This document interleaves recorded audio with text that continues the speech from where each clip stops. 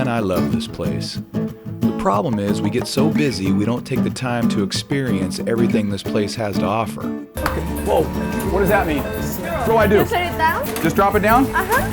Shazam! Do we put any like special stuff on it? Actually, if I didn't have jeans on, I probably could go all the way down. Whoa, whoa. Ow, I'm nervous. Pull.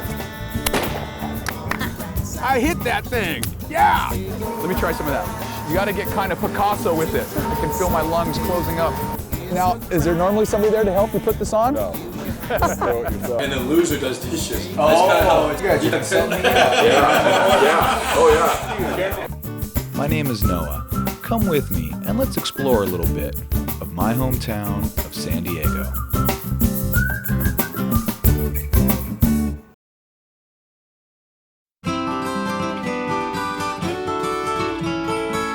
San Diego is beautiful and famous for a lot of things, but probably nothing more than the world-famous San Diego Zoo. If you're like me, you've been to the zoo more times than you can count. But every year, the place gets bigger and better, and it's been a while since my last visit, so I thought I'd check in to see what's new at the zoo.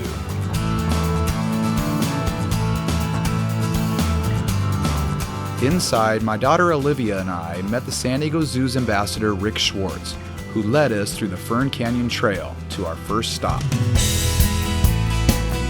Rick introduced us to lead trainer Joanne, who I noticed was holding lettuce and a blue ball. It's part of our enrichment program that we do just to have them have fun and our guests see what polar bears do. He likes to throw these and toss them, and they all like to wrestle with them, so we'll see what happens. Hey, buddy! There's Kaluk right there. So what? Right now, the bears are getting some enrichment. You know, polar bears are very smart animals. They're very curious animals, and so what you're seeing right here is one of our enrichment tosses. We'll put enrichment throughout the area for them when they first come out, or we'll do midday tosses like this. It's not scheduled, so our guests will hopefully get a chance to see it. It does happen, though, every day because we want to keep them engaged. Here comes the big boy. Here comes Kaluk. We have Takik right up front. Takik's brother, who's also 9, is Kaluk. Here he comes. Put your hand up here. Look at this. I didn't know they would have a big. So like I said next to that statue, you know, you kind of get an idea how big they are here, but when you're this close, then you really know. Yeah.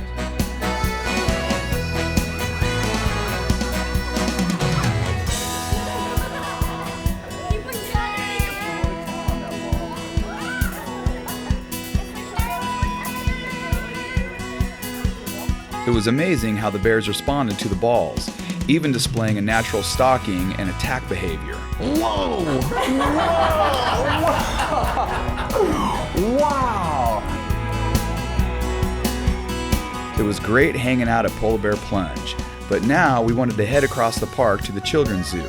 So Rick said the best way to do that was up in the air. Noah, this is our Skyfari here at the San Diego Zoo. It is the quickest way to get from the east side to the west side, or vice versa, across the zoo.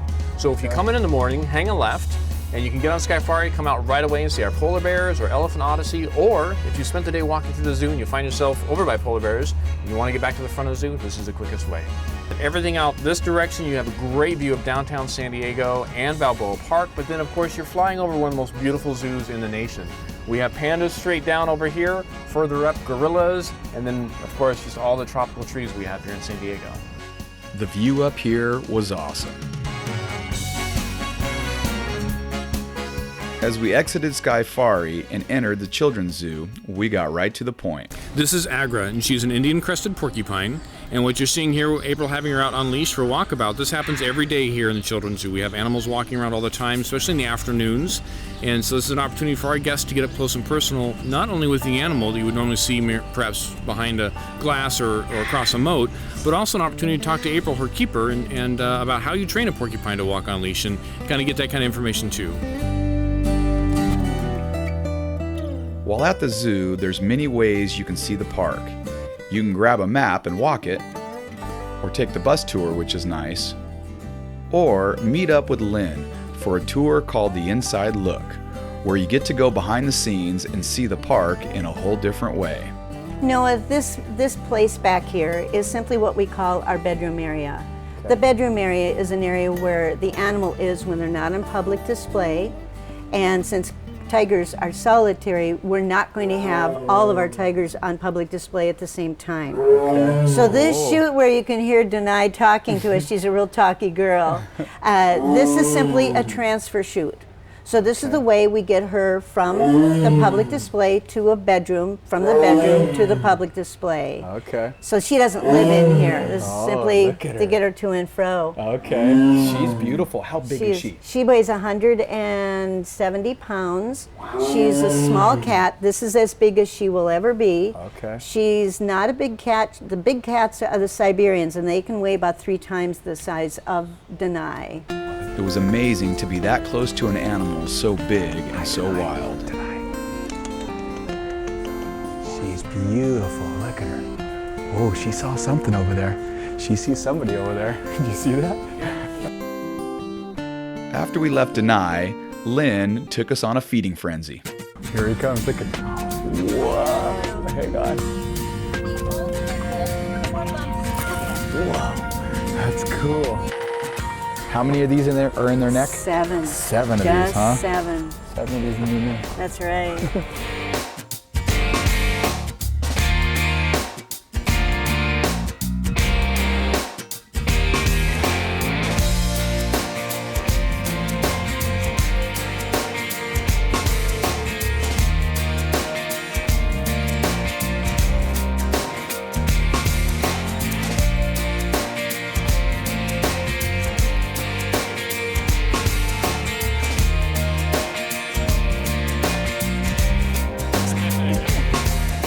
These 2 camels are just 2 years old now, and they were actually born in captivity. They didn't come from the wild or anything. So they're pretty used to being around humans, and as you can see, they really like the interaction with people. Very different camels. That is the coolest. They come from very different habitats. These guys are from a desert where it's always hot and dry. You guys fighting over? The Bactrian camel come from the Gobi Desert where it's really, really cold in the winter, really, Okay. really hot and dry in the summer. What do Okay. you think is in that hump? Ooh, And let's it's not, see. and it's not water. It's not water. Oh my goodness, if it's not water, what could it be? That hump is cartilage. Just like your nose and ears, Olivia. Cartilage. And the more they eat, the more fat gathers around their hump. These guys can carry equal to their body weight on their back, and both of these girls weigh about 500 pounds. And you know how many eyelids they have? Not 1, not 2, they have 3. They have 3 eyelids. They can close 1 eyelid and see exactly where they're going, which would come in pretty handy if you lived in the desert now, wouldn't it? Our time with Lynn was great. She was sweet as can be and full of knowledge. Well, we wanted to see more animals, and the place to do just that is called Backstage Pass.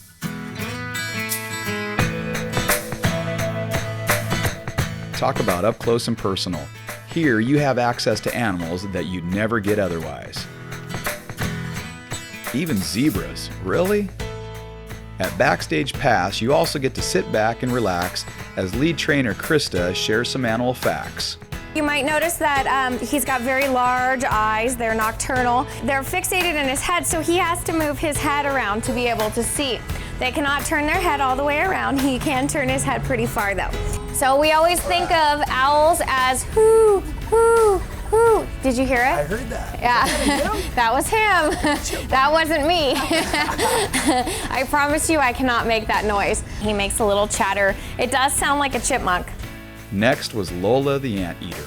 She's moving her tongue right now. I don't know if you guys can see. She was just poking that tongue in and out. She has a 12 to 14 inch tongue. She loves honey. And you can see her hanging on to it. She can use those claws very well. She doesn't need Allie to hold that for her. And now she's like, well, if you're not gonna hold it, I'll use both. She also has a prehensile tail. You might notice her hanging on to Allie behind her. She can grab onto things, and we actually move her around by that tail. But also a means of defense, I mentioned that she kind of doesn't smell very good. Well, if she were to be threatened, she would emit that odor even more. If a predator comes along, she'll stand up on those back legs like you saw our binturong do, and she uses those claws. I don't know if you guys saw her claws, but she doesn't, when she walks on the ground, she won't walk on those. She walks on kind of the side of her feet, keeping those claws nice and sharp. I think our favorite part of Backstage Pass was definitely the rhinos.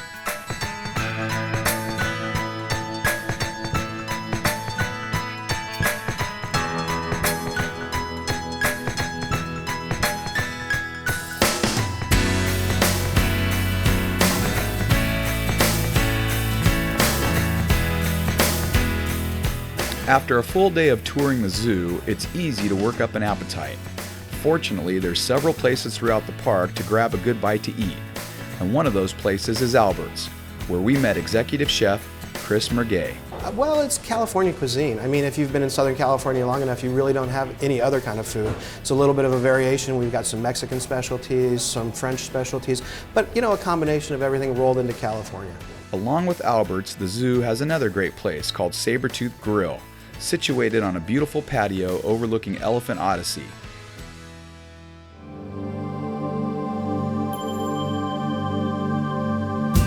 Noah, welcome to San Diego Zoo's Elephant Odyssey. The San Diego Zoo is very well known for being an area where you can come see bioclimatic zone enclosures, meaning if you go to Tiger River, for example, you're going to see not just tigers, but birds and mammals and reptiles from the Southeast Asian rainforest. Well, Elephant Odyssey takes it one step further. It's a bioclimatic zone of Southern California, but 12,000 years ago. Okay. And how we know it was here 12,000 years ago? Well, the tar pits. Now, this isn't an actual tar pit. This is a model of one, and it kind of shows how we know from fossil records what was here in our own backyard. This place is amazing. Elephants everywhere and several acres for them to roam.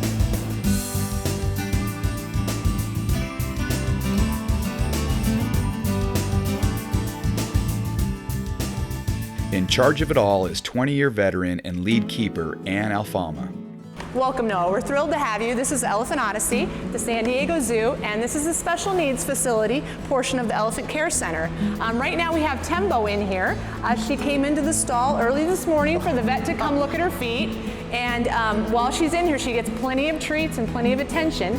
But right now, why she's in here is because we're going to scrub her feet, and then Victoria is going to go ahead and file her toenails. So that's what Tembo's doing here. She's beautiful. Yeah. Her eyes. She's fantastic. She's a gorgeous African elephant, and she's been here since she was about 12 years old. She's in her late 30s right now.